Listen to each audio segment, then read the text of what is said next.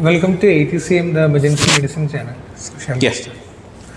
A 55-year-old male presented to the ER with complaints of chest heaviness since 1 hour. Okay. On our initial 10-second assessment, patient was conscious, oriented, and obeying commands. Immediately, we advised the staffs to connect to the defibrillator, and parallelly, we went away with the assessment. Airway was patent, no pooling of secretions, no gurgling. Breathing, respiratory rate of 25 per minute, saturation of 96% in room air. Okay. Coming to circulation, we connect the defibrillator that showed a heart rate of 40 beats per minute. Okay. So immediately we advised to get an ECG. Correspondingly, the BP was taken, which was 110 by 80 millimeters of mercury. 2 large bore IV cannulas were inserted during this point of time. Coming to disability, GCS was 15 by 15, moving all 4 limbs. Exposure was normal and GRBS was 140 milligram per deciliter. At this time, we got our ECG. Okay. We went ahead with the documentation, the name, MRD number initially. Then we checked the voltage and the standardization, which was normal. Then we look at all the leads. And it showed an ST elevation more than or equal to 1 mm in lead 2-3 AVF. We went ahead again. The reciprocal changes were present. ST depressions in 1 AVL, V2 to V5. And we also noticed the heart rate was 40 beats per minute. Okay. And also there were PP, every P wave is not followed by QRS complex. P to P interval was regular and RR interval was also regular. Okay. But P and R does not coincide each other. Okay. So we were suspecting a complete heart block. So we have got a 55-year-old male who presented us with chest pain. On evaluation, he was hemodynamically, pulse rate was on the lower side and the blood pressure was 110 by 80, not in hypotension. Did he have any active chest pain when he was evaluating him? The patient is having chest discomfort. Chest discomfort, still he is having chest discomfort. Any diabetic hypertension history? Diabetic history is Diabetic history is there. 55-year-old male with this history. On ECG, you are seeing an ST elevation in lead 3 to AVF, because lead 3 was more, lead 3 to AVF, and you had an ECG features of complete heart block. So that is what you have got. So with this in background, so we are dealing with, so how will you put your diagnosis? It's an acute coronary syndrome. Coronary artery disease, acute coronary syndrome, inferior wall, ST elevation MI. So whenever you see an inferior wall ST elevation MI, the question that you need to raise in your mind is whether there is any RV infarction is there or not.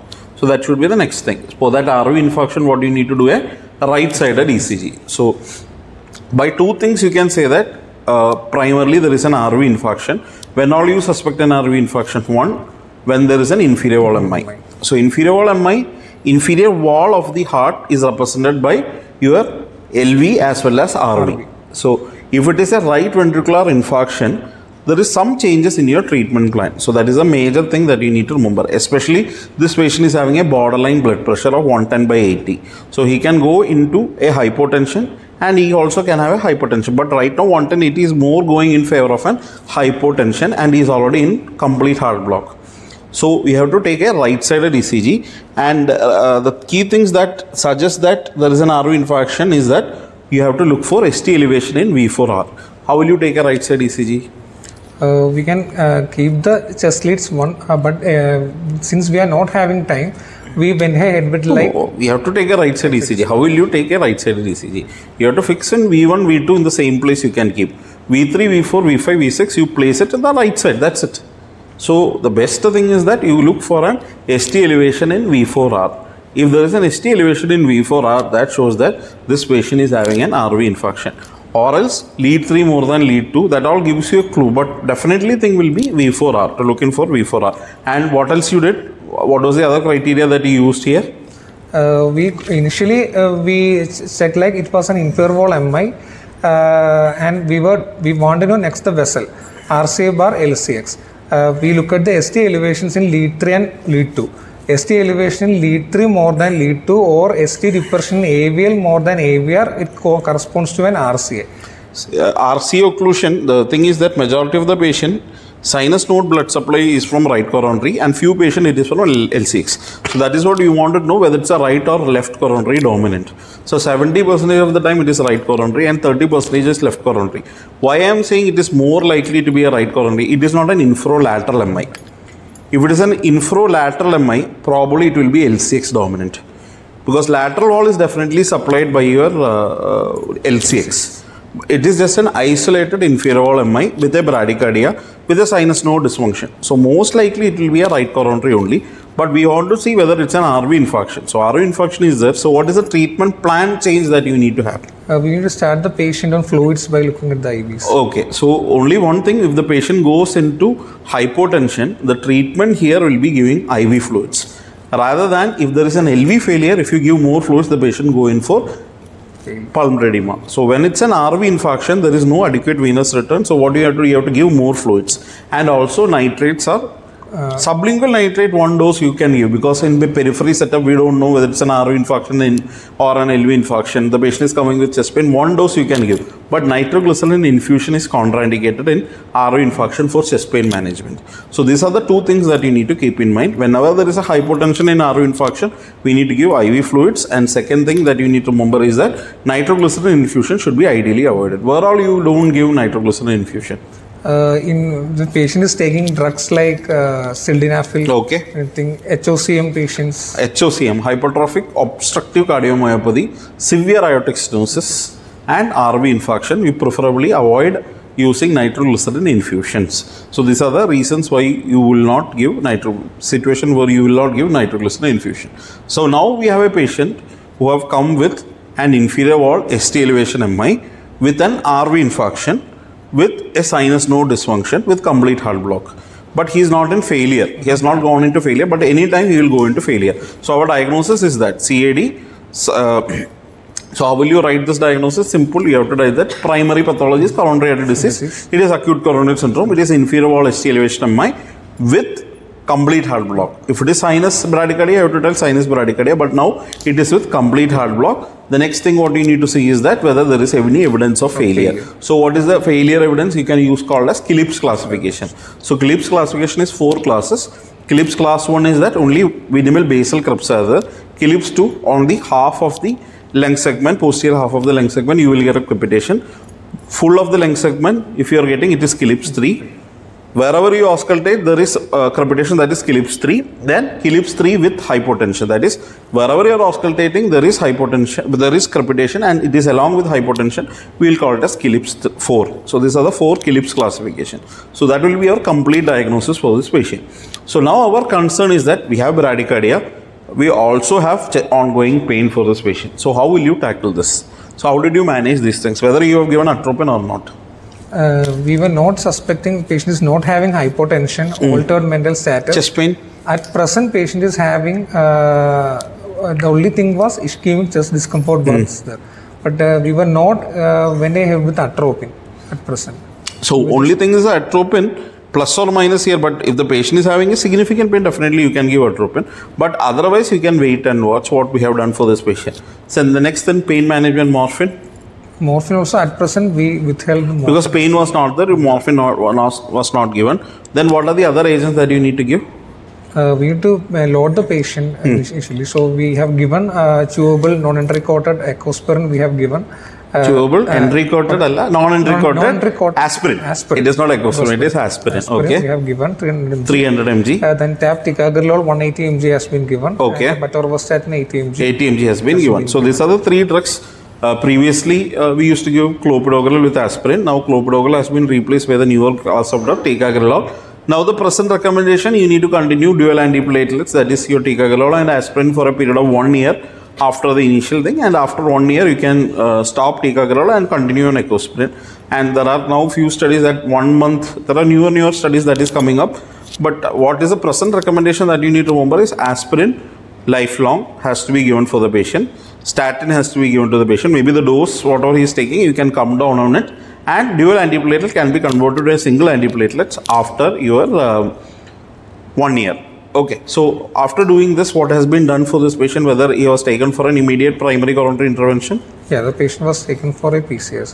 PCS, it is very obedient, it is the right coronary. Whether it is right coronary above or RCX or just before the SA node branch will be the lesion. We know. Only the thing is that whether exactly the location of the lesion we need to know, and whether there was any other, maybe there will be triple vessel disease. Only this has been evident. That is causing at present stenosis or thrombosis and creating an acute coronary syndrome. So what was the angio finding for him? There was occlusion in the proximal RCA territories. Proximal RCA territory, just before the SA node branch it would have developed, and they have done a stenting. They have done a stenting, thrombus coagulation and stenting has been done. Any other lesion they could, no, sir. Only there is a single vessel disease. So what all things that you can anticipate? Suppose you don't have a PCA facility. Imagine, I just wanted to give on the discussion, you don't have a PCA facility. Okay, so what in your center, when you will decide, okay, I should thrombolyze this patient. So when you will decide that in your center you don't have a PCA facility, so you have decided for thrombolysis. When will you decide for thrombolysis? Sir, as per the latest guidelines of European Society in Cardiology, after the onset of pain, like the first medical contact and to the time of diagnosis is less than 10 minutes. Once we diagnose STEMI, then if it is a PCA capable center, then the time of diagnosis to the wire crossing should be less than 60 minutes. If there is not a PCA capable center, then we are planning to shift a PCA capable center with a time of less than 120 minutes, such that the wire crossing takes place at around less than 90 minutes and travel of 30 minutes. We can shift the patient to refer the patient to a PCA capable center. If the time duration is more than 120 minutes, then we have to thrombolyze the patient within 10 minutes, and then we have to refer the patient. Okay, so what was now every center is doing PCA. So maybe 10 to 15 years back. So what was the thought process is happening? The patient is presenting you within 1 hour of chest pain. I'm not saying it's just for, there is no guidelines as such, I am telling. The patient is presenting within 1 hour of chest pain. You are able to thrombolyze or PCA, both are equally good. Now, because less number of thrombolysis is happening, more of PCA is happening. If patient's presence after 1 hour, PCA and thrombolysis is almost equally good. But if it is after 2 hours, PCA is superior. So that is how the 120 minutes come. So whatever is the best option is PCA only. Right now it is percutaneous intervention. If it is not available, you have to go ahead with thrombolysis. So while doing thrombolysis, what are the drugs that you will choose? Initially we choose streptokinase in the past, but at present it is not fibrin specific like that. So we are now using alteplase. Okay, so the only advantage is that there is something called as STEMI grading. STEMI grading is after the procedure, whether it is PCA or whether it is thrombolysis, how is the flow in the culprit vessel.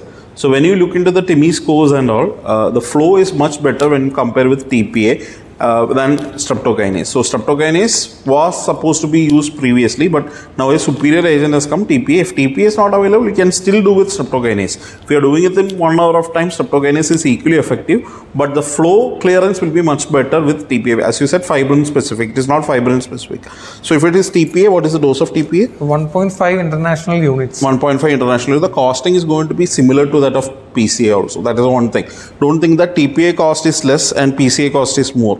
When you are using TPA, the costing will almost come the same. So TPA, like for stroke thrombolysis, we are using 50 mg, will cost you approximately 40,000. You are using here 1.5 million. So the cost is going to come up above 1 lakh only. So that part, PCA also, if you take PCA, it is going to be 1 to 1.5 lakhs. So the cost factor is also going to be almost the same, unless and until you are using a single stent and all those things. Depending upon number of stents that need to be used, the cost factor will go up. So thing that you need to remember is that you can use streptokinase, or what are the precautions that you will take while doing thrombolysis. What is called as reperfusion arrhythmias. Whether the reperfusion arrhythmias are good or bad. So since you are not seeing thrombolysis these days, these questions you will not be able, a lot of thrombolysis happening in the ED because every patient is going for PCI. So there is something called as reperfusion arrhythmia. That is, once you thrombolyze the patient, the flow will start up. So there was in the distal end, that is the ischemic myocardium will start getting some blood supply, and there will be some irritation in the conduction, and there can be something called as accelerated idioventricular rhythm. Previously we called it as slow VT. So it's a broad complex rhythm, but the heart rate will not be above 150, somewhere around 100 to 120 you can remember. So that is called as AIVR, accelerated idioventricular rhythm, which is actually a good sign. That is showing that a reperfusion is happening. So this is one of the important reperfusion arrhythmia. Then when you thrombolyze the patient, you will be able to see short runs of this accelerated idioventricular rhythm, which is actually a good sign. So after the thrombolysis, you might be able to see, you will be taking an ECG, and in ECG what all things you will see, how the ST segment has come down or not, whether any QA form has occurred, if at all QA has formed, whether it has improved or not. So usually if it is a very good thrombolysis, ST should come back to normal and there should not be any T wave inversion or QA formation. If QA formation has happened, with this pathological QA, already the infarction has happened, but ST might have come down. Some amount of reperfusion, you will be able to get in through that. So these are the things that we have not seen thrombolysis these days, because whenever we thrombolysis, the reperfusion arrhythmia is actually a good sign. That is mean the distal myocardium is getting some blood supply. So if at all an arrhythmia develops during this time, so how will you manage the arrhythmias? Suppose the patient go into a VT. How will you manage this VT?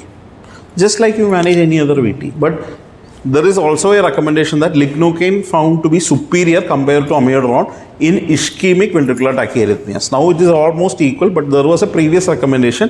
Giving lignocaine was little bit superior to giving amiodarone in ischemia related, because we are very specific, it's due to ischemia related myocardial infarction. So that is regarding your reperfusion arrhythmias. What are the other complications that you can expect in myocardial infarction? Once I told cardiogenic shock. Here already the patient has gone into complete heart block. Then LV aneurysm ruptures. Aneurysm ruptures, ventricular septal rupture. So these are all common complications. Acute MR, that's one of the most complication of myocardial infarction that can happen. Then the next question is that in this patient he had complete heart block, whether you need to put a TPA or not to need to put a TPA. Temporary pacemaker insertion is needed or not needed? It's needed. That again depends upon whether you are opening up the blood vessel, and if the SI node blood supply is restored, sometime only a transient time frame only we require a TPA. Maybe only a backup TPA we will be placing. We will be removing the TPA soon after. Once you correct the perfusion to the SI node, there is no need of any TPA, because you know the reason. Because of it is not a sinus node dysfunction like you see in an elderly patient. It is due to the decrease in the blood supply to the SI node. Once it is getting corrected, no need of TPA. Maybe a backup TPA. Maybe after 24 hours you can remove the TPA depending upon the sinus rhythm has been restored or not. So that is the one thing that you need to remember. And what are the other medications? The patient is in the CCU.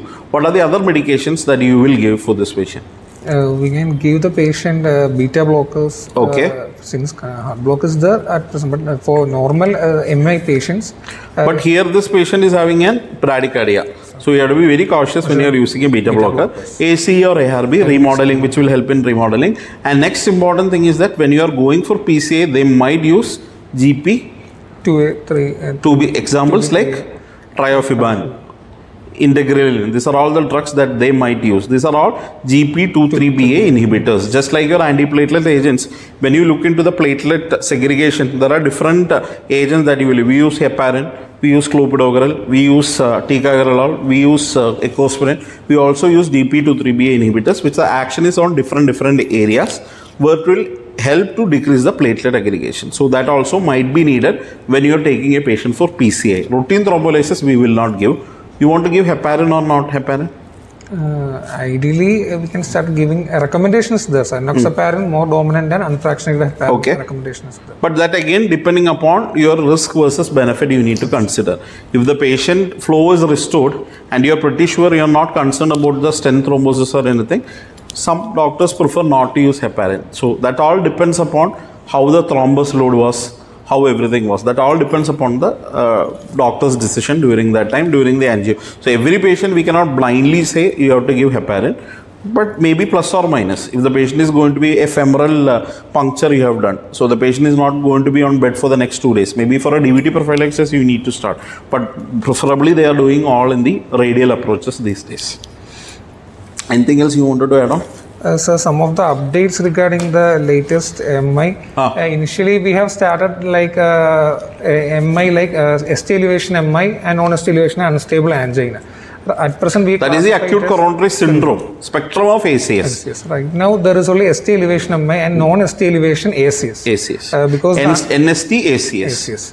And unstable angina is right now getting obsolete because we are having highly sensitive troponin So it will detect a very minute in time of subendocrine injury detected.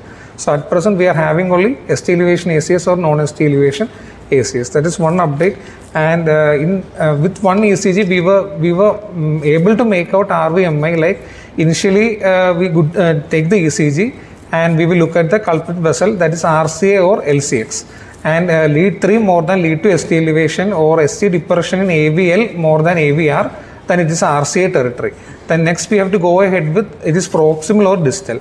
The first branch that supplies is the SA nodal artery. The most common presentation will be a sinus bradycardia. Second is the atrial branch that can cause atrial arrhythmias. Yes.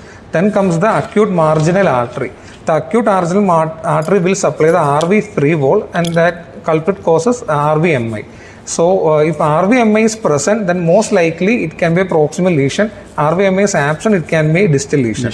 A patient with hypotension with the clear lung field and elevated JVP, we need to suspect RVMI. So in this case, the ECG as we took, it showed ST elevation lead 2-3 AVF, and we check the V1, V2, V3 changes.